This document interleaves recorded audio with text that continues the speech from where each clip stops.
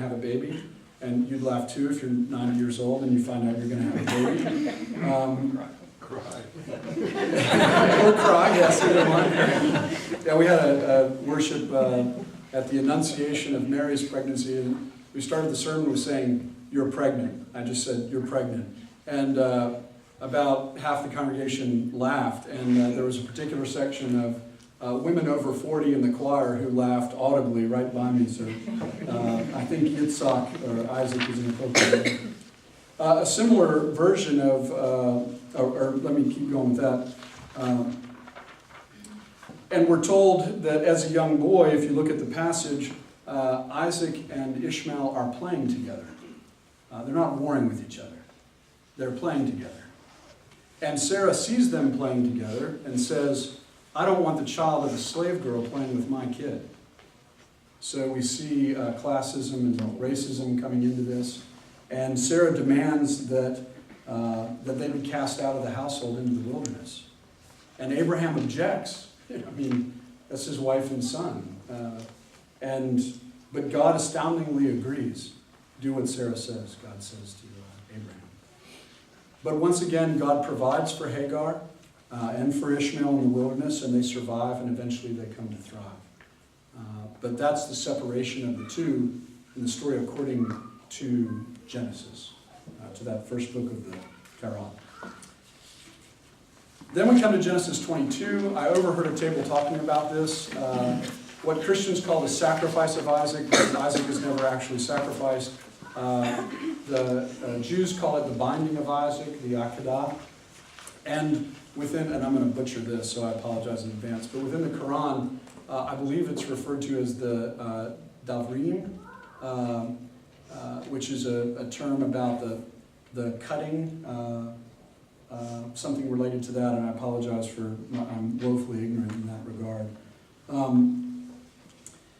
God asked, in the Genesis story, God asked Abraham to sacrifice Isaac.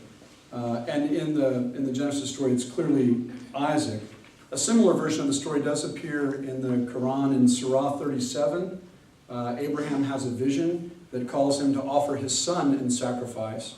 The son's not named in the Quran, but at the last moment, the son is spared and ransomed by another. And we're not told who the other is or what the other is. In Genesis, it's a ram that's caught in the thicket. For Christians, we believe that God makes the sacrifice of his son that he did not require Isaac to make. That's kind of how Christians superimpose the story in our faith. Islamic sources through the first 400 years of Islam argue equally for the identity of the son between Isaac and Ishmael.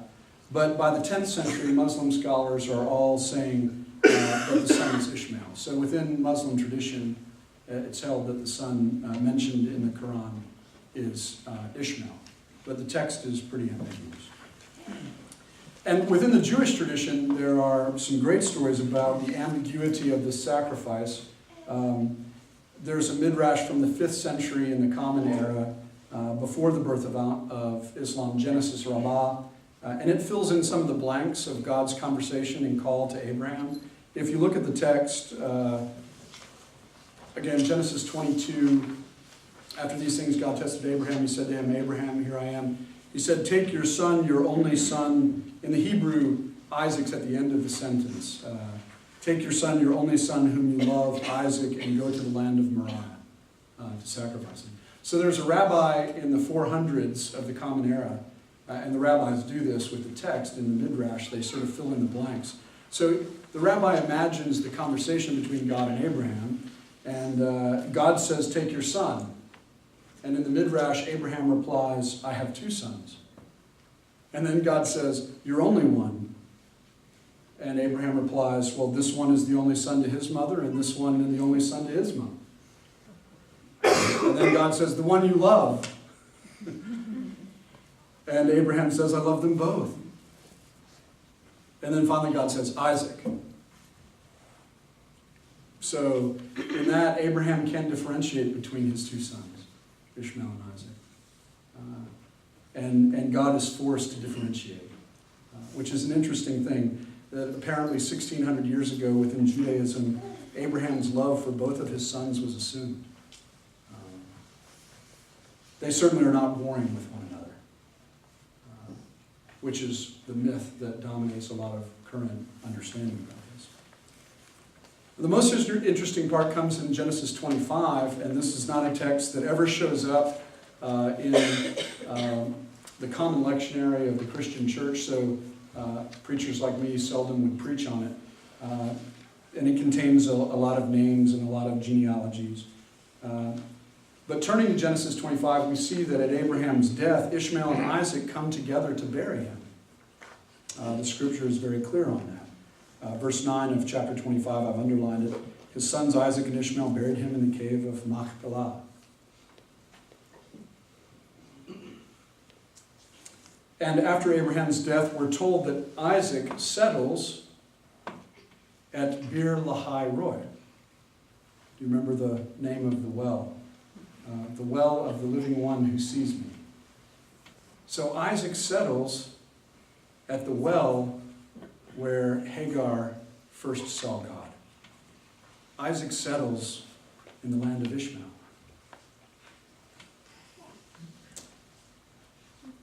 According to Genesis 25, after Abraham's death, Isaac and Ishmael lived together in Bir Lahai Roi, by the well of the living one who sees me. And in Genesis 25:18, Ishmael dies at 137 years old, and he is buried in Shur, which is today's Sinai Peninsula, which symbolically refers to his own heritage, the land between Egypt and Palestine.